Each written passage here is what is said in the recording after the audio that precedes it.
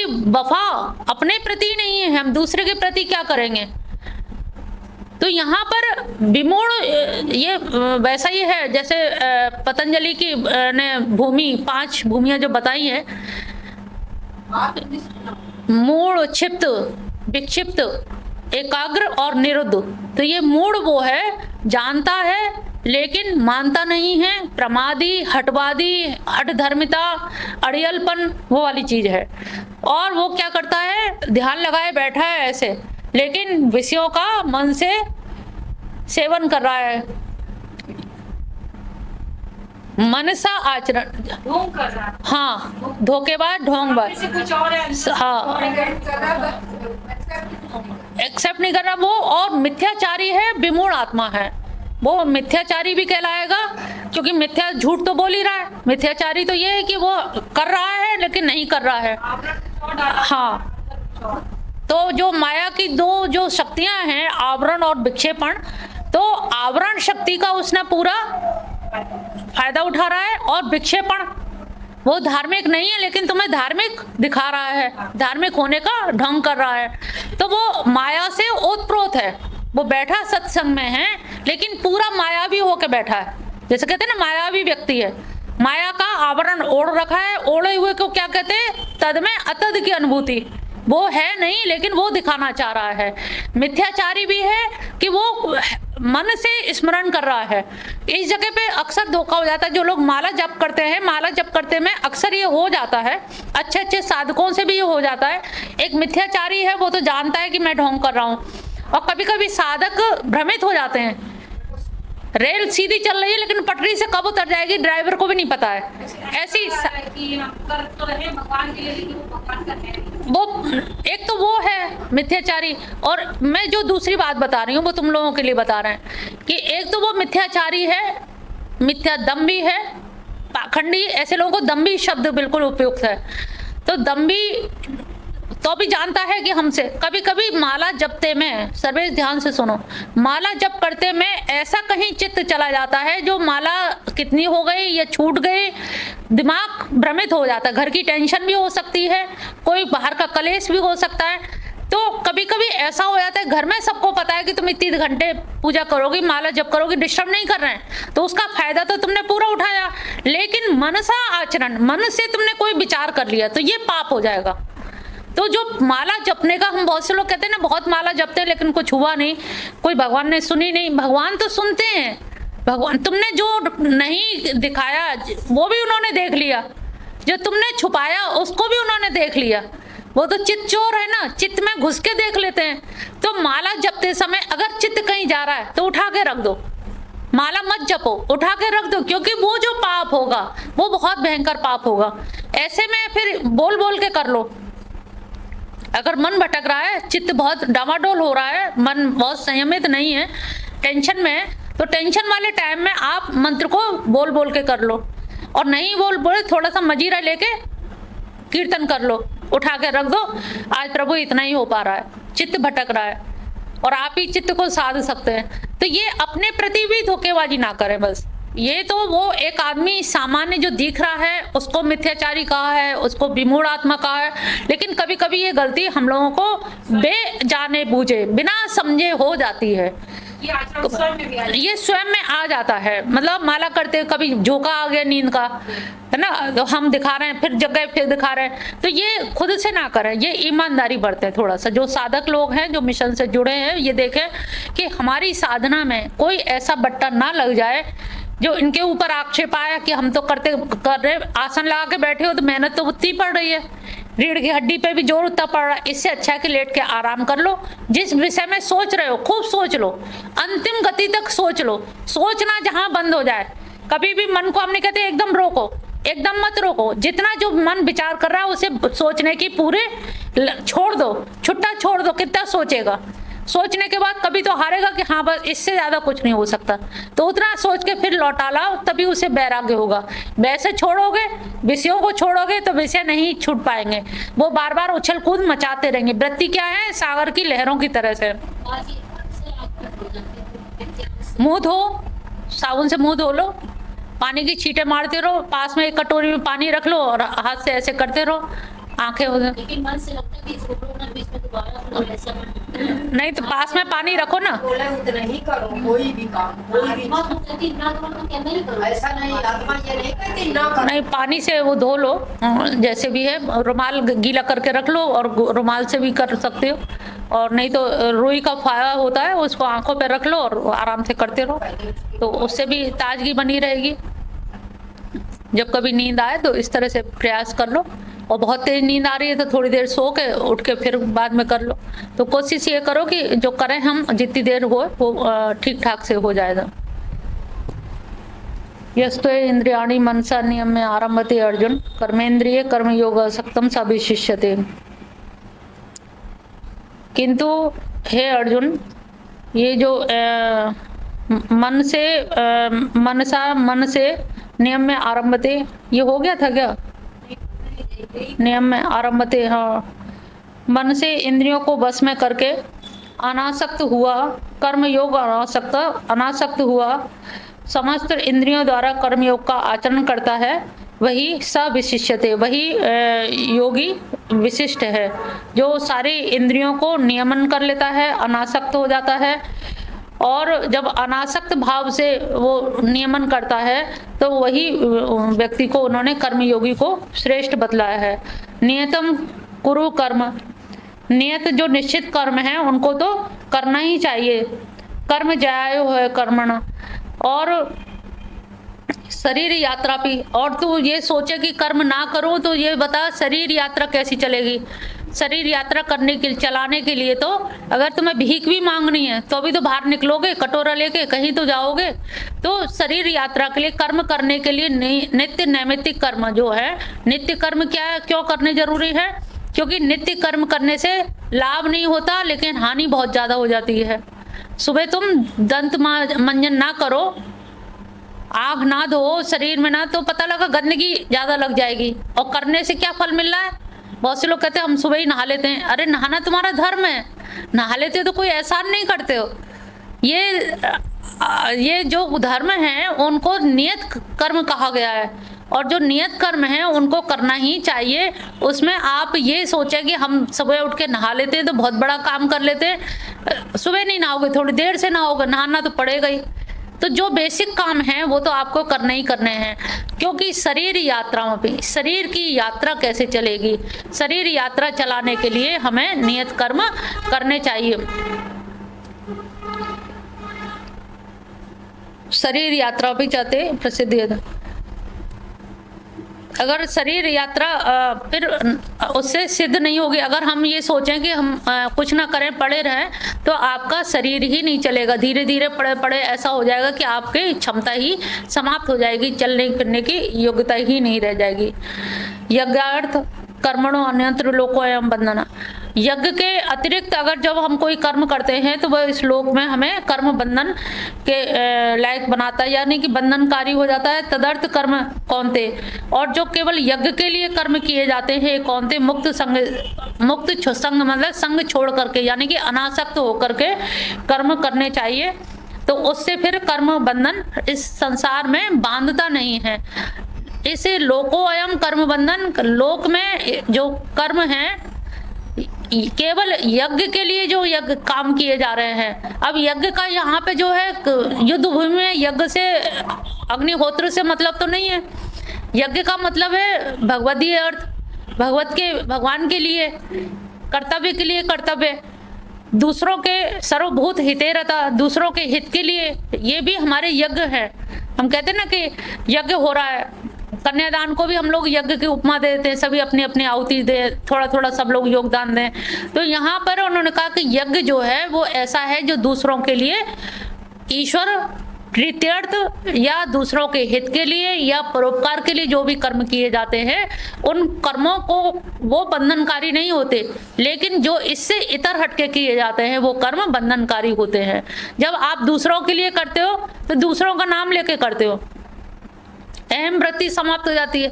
भगवान उनके लिए जा रहे हैं, हो तो अच्छा। तो अभी आपको देखो, कभी दूसरे के काम के लिए जाते हो तो तुम्हें विषाद नहीं होता, नहीं होता तो हो गया तो बहुत अच्छा है और नहीं हुआ तो कोई दिक्कत नहीं है। तो इसीलिए ये कह रहे हैं कि यज्ञार्थ जो भी यज्ञ के लिए काम किए जाते हैं वो इस लोक में बंधनकारी नहीं होते, लेकिन ये कौन थे जो इससे के लिए अपने लिए जो कार्य करता है वही वो बंधनकारी होते हैं। तो बंधनकारी ना हो और कर्म भी हो, इसके लिए उन्होंने कहा ईश्वर प्रत्यर्थ, ईश्वर की प्रसन्नता के लिए भगवद अर्पण।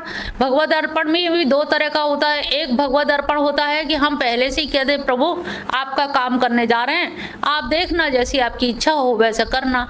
एक ये होता है कि प्रभु मैं करने जा रहा हूँ और जैसे आप चाहें, जिस तरह से चाहें, इसका जो फल है संपन्न होने के बाद फल हम उनको समर्पित कर दे। एक पहली बार में ही अर्पित कर देना और एक कार्य होने के बाद फलार्पित होना, और सबसे पहला अपने आप को अहम वृत्ति को ही अर्पित कर देना कि मेरी कोई तथा नहीं है, हे प्रभु तुम्हारे नाम से तुम्हारे लिए करने जा रहा हूँ। तो ये भगवद अर्पण जो कार्य होते हैं वो लोक बंधनकारी नहीं होते, वो हमें कर्म कर। अब ये इसमें फायदा कितना है, अभी कहा ना ही कश्चित् क्षणमपि जातुम अतिष्ठत्, कोई व्यक्ति एक क्षण भी काम करे बिना रह नहीं सकता। तो काम करने की जो नियति है वो भी आपकी पूरी हो गई।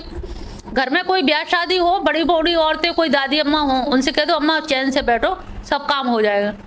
अब वो अंदर बैठी बैठी अपना डंडा खटखटाती रही, पता नहीं जाने कैसे कर रहे होंगे, जाने आता है कि नहीं, पता नहीं ये नहीं कर रहे होंगे, ये रिवाज नहीं हुआ होगा। वो कह रहे अम्मा सब हो रहा है, मान नहीं रहे। फिर ये हुआ कि चलो दरवाजे पे चल गए, तुम ही देख लो, तुम ही बताओ। और जब बताए तो फिर बताए बिटिया का बताए, सवेरे से करते करते मर गए, मेरे बिना तो यहाँ पत्ता तक नहीं हिलता, सब पूरी जिम्मेदारी मेरे ही ऊपर है। कब से मैं खड़ी हूँ कमर पे हाथ रख के, खड़े खड़े काम कराते कराते मरी जा रही हूँ। और जब कह रहे आराम से बैठ जा तब यूँ मरे जा रहे हैं कि अब हमें किसी लायक ही नहीं समझ रहे, अब हमारे तो दिन ही चले गए। अब बता कोई पूछ तक नहीं रहा, बेटा बहू कोई पूछ ही नहीं रहे, अपने आप ही दादी अम्मा बने जा रहे हैं। बड़ी मुश्किल है, पूछो तो दिक्कत, क्योंकि उनकी जो वासना है ना, वो वासना काम कराओगे तो निकलेगी, लेकिन फिर उनका अहंकार भी आ जाता है कि मेरे बिना देखो एक पत्ता तक नहीं हिलता, ये घर में सब मैं ही तो करा रही हूँ, मेरे ही उससे हुआ, मैं ना खड़ी होती तो अभी कुछ ना होता, मैंने ही सब समय से ये रीति रिवाज और सब करा दिए। तो ये जो करने की वासना है, ना ही कश्चित् क्षणमपि जातुम अतिष्ठत्, तो वास्तव में कोई भी बिना काम के एक क्षण भी नहीं रह सकता। तो कुछ कर्म इन्वॉल्वमेंट के हैं, कुछ अनइन्वॉल्वमेंट के हैं। तो हमें कर्म करना भी है तो क्यों ना हम भगवान को ही अर्पित कर दें कि प्रभु तुम होगा तो वही जो इन्होंने हो, यही वही जो राम रच रखा, तो जो इन्होंने रच रखा है वही होगा। तो हम क्यों अपना दिमाग और बुद्धि उसमें खपाएं। समर्पण पहले से कर दो, चाहे बाद में करो, होना समर्पण है। जब समर्पण होगा तो भगवान फिर वही है, कपि किशोर न्याय, मार्जार किशोर न्याय या कपि किशोर न्याय। कपि किशोर न्याय में वो पहले कह के जाता है कि मैं जा रहा हूँ और जो फल होगा वो आपको कर दूंगा, और मार्जार किशोर में वो पहले से ही समर्पित हो जाता है, बिल्ली के बच्चे की तरह से म्याऊं म्याऊं करता रहता है कि तुम जो कहोगे, तुम जो करोगे, तुम जैसा चाहोगे, जब चाहोगे वैसा करोगे। तो वो बिल्कुल सारी परिस्थितियों से अपने आप को बेखबर कर लेता है कि जो होगा भगवान करेंगे। वो किसी भी परिस्थिति में भी, देश काल परिस्थिति में नहीं बंधता है। तो इससे मुक्त संग, यानी कि संग से मुक्त होने से वो सबसे अच्छे तरह से निवृत्त हो जाता है। सारे कर्तव्य कर्म उसके लिए करने चाहिए। से यज्ञ प्रजा सृष्टवा पुरोवाच प्रजापति, ब्रह्मा ने पूर्व काल में, कल्प के प्रारंभ में सारी यज्ञ के द्वारा सारी प्रजा की सृष्टि करके अनेन प्रविश्य से वो तिष्ठ काम बुधुक, सारे प्रजा को ये आदेश दिया कि तुम इस यज्ञ के द्वारा इच्छित वस्तुओं को, कामनाओं की पूर्ति कर सकते हो। तुमको ये दे दिया है कि एक तो तुम अपनी वृद्धि को प्राप्त हो और ये यज्ञ तुम लोगों को इच्छित फल भोग प्रदान करने वाला हो, क्योंकि यज्ञ के द्वारा ही उन्होंने प्रदान किया है। देवान भाव्यता ताने ते देवा भाव्यंतु, तुम देवताओं की भावनाओं के द्वारा पूजा करो, देवता तुम्हारी इच्छाओं को पूरी करेंगे। परस्पर भाव्यंत, और परस्पर एक दूसरे से इसी तरह से मेल जोल करके रहो, ऐसी प्रजापति की आज्ञा। इष्टान भोगानि विदेवा दासन्ते यज्ञ भाविता, यज्ञ के द्वारा चढ़ाए हुए या बढ़ाए हुए देवता तुम लोगों को इच्छित भोग निश्चय ही देते रहेंगे। वो उन देवताओं के द्वारा दिए हुए भोगों को जो पुरुष इनको बिना दिए, और हम लोग करते क्या है, यहाँ पे स्तेन शब्द आया है, यानी कि चोरी करते हैं। अगर आप देवताओं को ना प्रदान करें, जैसे पंच यज्ञ की कहा गया है कि अग्नि में पहले देते थे, अब तो लोग नहीं देते हैं जब से गैस के चूल्हे आ गए। चिड़िया को चुगाते थे, कुत्ते को एक रोटी, गाय को एक रोटी, अग्नि को, तो ये सब जो देते थे, उन्होंने कहा कि जब हम लोग सुबह जल भरते हैं या चक्की पीसते थे, पहले जो पुरानी परंपरा थी, तो उसमें कहीं ना कहीं जीव की हिंसा हो जाती थी। तो इनका ये था कि पंच ये यज्ञ करते रहेंगे, बलि वैष्णोदेव यज्ञ होता रहेगा, तो आपके जो पाप हैं वो सबके सब तभी की तभी हो। एक तो जुड़ जाना, पाप का पिंड तैयार हो जाना, और एक ये कि आज हमने लिखा और आज ही मिटा दिया तो आसानी से मिट जाएगा। तो परस्पर हम इस तरह से अगर करते रहें, सबके हिस्से देते रहें। हमारे घर में चिड़िया भी आ रही हैं, चूहे भी हैं, देखा जाए तो चूहे कहाँ, जंगल में तो जाके अपना घर बनाएंगे नहीं, उन्हें भोजन नहीं मिलेगा, तो वो भी यहीं बनाते हैं। तो हर जीव का अपना अपना हिस्सा है, और वो हिस्सा लिए बिना मानेगा नहीं। वो जीव पता नहीं कौन सा रूप धारण करके कौन तुम्हारे पूर्वज आ गया है या कौन है, कुछ कहा नहीं जा सकता। तो सबके अपने अपने हिस्से हैं, और सबका हिस्सा अगर आप देते रहें तो हमारे सारा यज्ञ, ये भी एक यज्ञ है, सबका हिस्सा निकाल देना। भिखारी आता है, उसको पहले ये होता था, हर घर से भिखारी मांगता था, 2 रोटी देना जरूरी होता था। हमारे यहाँ तो भिक्षा, इसको जो मधुकरी जो कहे जाती है, ब्रजवासियों की मधुकरी बड़ी जरूरी मानी जाती है। चाहे वो हाँ वहाँ से मांग के, उनको ये रहता है कि ब्रजवासियों की मधुकरी मिल रही है खाने को, तो ये बहुत भाग्य की बात मानी जाती थी। तो उसी तरह से मांग करके लेके आना। तो वहाँ पहले ये कर्तव्य भी माना जाता था कि अगर वो दरवाजा सूना है, अभागा है, जिस द्वार पे कोई भिखारी नहीं आया, कोई साधु संत नहीं आया मांगने के लिए, तो वो अपना अभागापन मानते थे कि हमारा गृहस्थ धर्म व्यर्थ हो गया, गृहस्थी होने का फायदा क्या हुआ। रोटी बना के खुद ही खा ली, तो ये तो जानवर भी करता है, खुद ही छीन के लाता है, खुद खा लेता है। तो गृहस्थ का ये धर्म नहीं है। पहले गृहस्थ के जो धर्म बताए जाते थे, अब वो सारी परिभाषाएं बदल गई हैं, वो चीजें ही नहीं रह गई हैं। तो यहाँ पर उन्होंने कहा कि सारे आप भी इच्छा हो कि आप जो चाहोगे वो सब मिलेगा देवताओं से, क्योंकि देवता को भी आप संतुष्ट करें, और देवताओं को संतुष्ट करेंगे तो देवता आप पे प्रसन्न होकर के आपको सभी कुछ देंगे। तो इस तरह से ये आदान प्रदान की भूमिका उन्होंने बताई। यज्ञ असिस्टेंट संतो, यज्ञ से जो बचा हुआ हम जो भी भोजन बनाते हैं, और सारा यज्ञ यानी कि सब कुछ सबको देने के बाद, पात्रानुसार सबका अपना अपना हिस्सा निकालने के बाद जो अवशिष्ट बचता है, उसी को जब हम भोजन करने बैठते हैं, भोग लगाते हैं, मुंजते तेज, तो वो उससे हमारे सारे किलवशे यानी कि सारे पाप नष्ट हो जाते हैं। और जो ऐसा नहीं करते हैं तो वो ऐसे लोग अपने पाप को ही खाते हैं, पापाचारी अपने पाप को ही भोग करते हैं। तो इसका मतलब है कि हमें हिस्सा अवश्य निकाल देना चाहिए, कम से कम गौग्रास तो निकाल ही दें। एक गाय के लिए रोटी, या कोई काला कुत्ता हो या कोई और जानवर ऐसा हो, तो उसके लिए निकाल देने से आपके जो पाप हैं वो अपने ऊपर ले लेते हैं और आपका पाप नहीं होता है। अन्नाद भवंती भूतानि, अन्न से ही सारे भूत प्राणी जगत जीवित रहता है। और पर्जन्य अन्नान भव, और पर्जन्य से, पर्जन्य यहाँ पर्जन्य देवता है जो बारिश करते हैं, उनको पर्जन्य देवता कहा जाता है। वृष्टि, हाँ, इंद्रादि को काले मेघ समझ लीजिए। पर्जन्य से अन्न संभव है। यज्ञाद भवती पर्जन्य, और यज्ञ से पर्जन्य, पर्जन्य कैसे होते हैं, यज्ञ से उत्पन्न होते हैं, और यज्ञ कर्म से होता है। कर्म ब्रह्म से, ब्रह्मो यानी यहाँ पर है वेद का अर्थ है ब्रह्मो से। कर्म ब्रह्म से यानी कि वेद से उत्पन्न होते हैं, और ब्रह्म अक्षर से, वेद अक्षर से उत्पन्न होते हैं। तस्मात् सर्वगतम, इसलिए सर्व जगह, हर जगह व्यापक ब्रह्म नित्य ही यज्ञ में प्रतिष्ठित है। वो जो सार्वभौमिक जो ब्रह्म हैं, जिन्हें नित्य कहा जा सकता है, वो सभी जगह स्थित है। तो इसको उल्टा करके करोगे तो भी वो हो जाएगा। अक्षर, अक्षर से वेद, और वेद से कर्म, कर्म से यज्ञ, यज्ञ से पर्जन्य, पर्जन्य से अन्न, अन्न से भूतादि। इस तरह से क्रम पीछे से भी चल सकते हो और सीधे उधर से भी चल सकते हो, दोनों तरफ से ही कर सकते हो।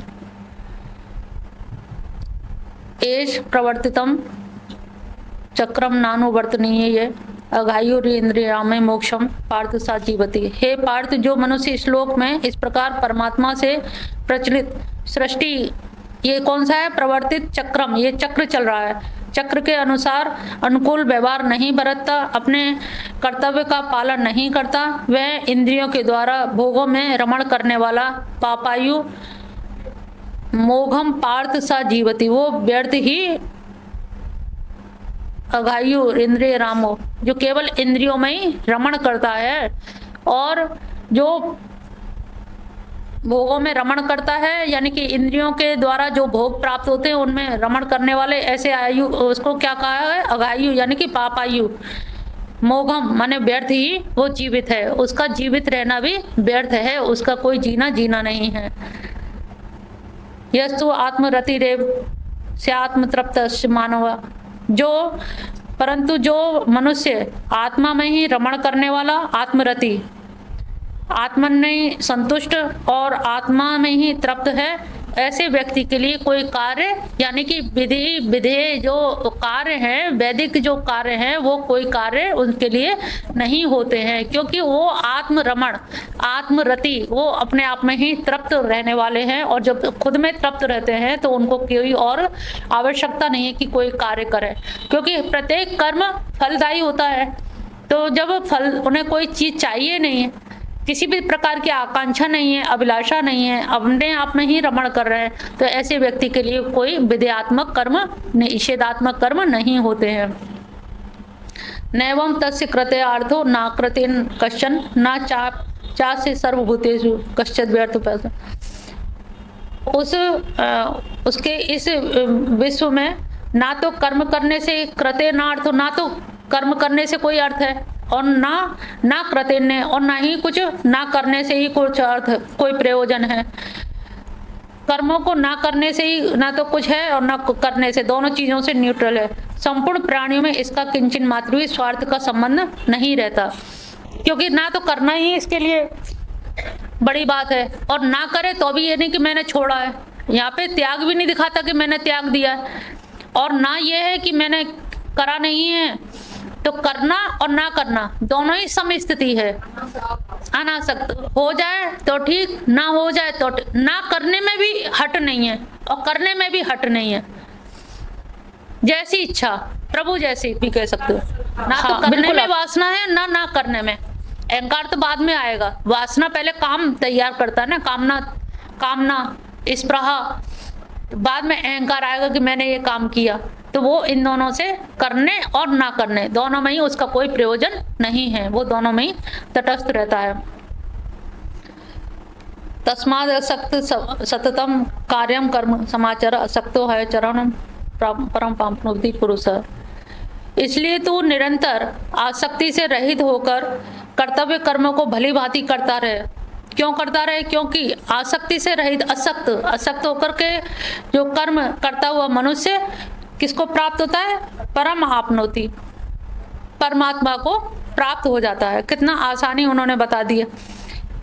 अब ये सुन के अर्जुन को थोड़ी दुविधा भी होगी कि परमात्मा को प्राप्त हो जाता है, उसके लिए उन्होंने कर्मणे भी संसिद्धि। तुझे विश्वास ना हो तो ये तो लोगों ने किया है। राजा जनक का उदाहरण है, राजपाट संभाल लेते वो तो, अब पूरा राजपाट संभालते हुए भी उन्होंने किस तरह से सुखदेव के संग बैठे हुए शास्त्रार्थ हो रहा था, मंत्री ने आके बताया कि महल में आग लग गई है, तो उन्होंने कहा ठीक है कोई बात नहीं। एकदम अनासक्त, लगा ही नहीं, कले कि नहीं मैं थोड़ी जल रहा हूँ, महल जल रहा है ना, महल में लगी आग, मुझ में तो आग नहीं लगी है। तो ये पराकाष्ठा, तो ये देख करके सुखदेव जी को भी लगा कि ये स्थिति है, तो इसीलिए मुझे वहाँ भेजा है कि यहाँ ज्ञान लेने के लिए कि राजा होकर भी इतना अनासक्त भाव से अगर कोई कार्य कर सकता है तो इससे ज़्यादा और क्या कर्मयोग का, अनासक्त निष्काम कर्मयोग का उदाहरण होगा। तो उन्होंने जनक का उदाहरण दिया कि उन्होंने कैसे लोकम संग्रह, और अगर तू भी चाहे तो लोक में संग्रह, लोक संग्रह के लिए, लोक के हित के लिए तू भी अच्छी प्रकार से कर्म करने में अहरसी यानी कि योग्यता रखता है, तू भी कर सकता है। ऐसा नहीं कि तू नहीं कर सकता, मैं खाली जनक का उदाहरण दे रहा हूँ, तू भी उसमें कर सकता है। यद आचरति श्रेष्ठ तेव देवतरो जन यद प्रमाणम कुरुते लोकस्तनु, अगर तू श्रेष्ठ पुरुष जो आचरण करता है उसका अन्य लोग भी वैसे की वैसे अनुसरण करते हैं। जो कुछ प्रमाण कर देता है समस्त मनुष्य समुदाय उसी के अनुसार करने में लग जाता है, अनुवर्तने। क्योंकि हम कोई बात होती तो हम शास्त्र लेकर के तो बात नहीं करेंगे, अब देखते हैं क्या होगा। जैसे 4 पंडितों की बात कही जाती है, विद्या अर्जन करके आए तो वहाँ उन्होंने पढ़ा कि पतली पतली जो सूत की तरह सूत फेनी है वो नहीं खानी है। तो इसी तरह अब वो शास्त्र खोल के देखेंगे तो पता लगा मति भ्रम हो जाएगा कि व्यवहार जगत अलग होता है और सिद्धांत जगत अलग होता है। तो कोई भी शिक्षा अगर व्यवहार जगत में नहीं लिए, केवल सैद्धांतिक लिए, तो आप सफल हो जाएं ये कोई निश्चित नहीं है। बहुत सारे लोग होते हैं, बहुत पढ़े लिखे होते हैं, लेकिन वो व्यवहारिक सत्ता से वाकिफ नहीं होते हैं, और सैद्धांतिक सत्ता है और सैद्धांतिक सत्ता से काम नहीं चल पाता। आपको आना तो इसी व्यवहार जगत में है ना। उस व्यवहार जगत में आने के लिए हर चीज का, जैसे हमारे यहाँ एक सेंधव माने नमक होता है। एक व्यक्ति भोजन कर रहा था और एक व्यक्ति युद्ध के लिए जा रहा था, तो उसने जो युद्ध करने जा रहा था तो उसने कहा सेंधव ले आओ, तो नमक लेके पहुंचा। उसने डांटा फटकारा कि तुम्हें शर्म नहीं आती, तो उन्होंने कहा आप ही ने तो कहा सेंधव ले आओ। और जो खाना खा रहा था उसने कहा सेंधव ले आओ, तो उसने घोड़ा लाके खड़ा कर दिया, लीद कर दी उसने। कहले कि ये तुमसे कहा, तो दोनों तरफ से उसने मार खाई। कहने का अर्थ है कि हर शब्द का देश काल परिस्थिति के अनुसार अगर ज्ञान नहीं है तो आप भी मार खाओगे। तो हर वस्तु कौन अर्थ कहाँ पर प्रयुक्त होना चाहिए, ये एक कॉमन सेंस होना चाहिए। देश काल परिस्थिति के अनुसार ही शब्दों का उतार चढ़ाव आता है। ना में पार्थस्ति कर्तव्यम त्रिषु लोकेषु किंचन। हे पार्थ, मेरे लिए देख तीनों लोक में कोई भी काम करने योग्य नहीं है, और फिर भी मेरे लिए कोई अप्राप्त भी नहीं है जिसकी मुझे प्राप्ति करना हो, और फिर भी मैं सभी कामों को करता हूँ। क्यों करता हूँ? क्योंकि लोग मेरा वर्तन करेंगे, मेरे अनुगामी बनेंगे। ये गता सपंथा। अब महाजन अगर मैं ही अगर छोड़ दूँ, नहीं तो मुझे क्या प्राप्त करने की इच्छा है? कोई चीज़ है? कुछ भी नहीं है, सब प्राप्त है, और कोई भी काम नहीं है कि जिसे मुझे करना चाहिए। और घर में देखा जाए तो 9 लाख गऊएं थी, लेकिन फिर भी माखन चोरी करके खाया। पैरों में उन्होंने कभी भी खड़ाऊ नहीं पहनी, चप्पल जूते नहीं पहने। यशोदा मैया मखमल की चप्पल लिए डोली की जूती पहन ले, नहीं पहनी, क्योंकि और बच्चे नहीं पहन रहे। अहंकार ना आ जाए, सबको ये लगे कि ये तो राजघराने का लड़का है।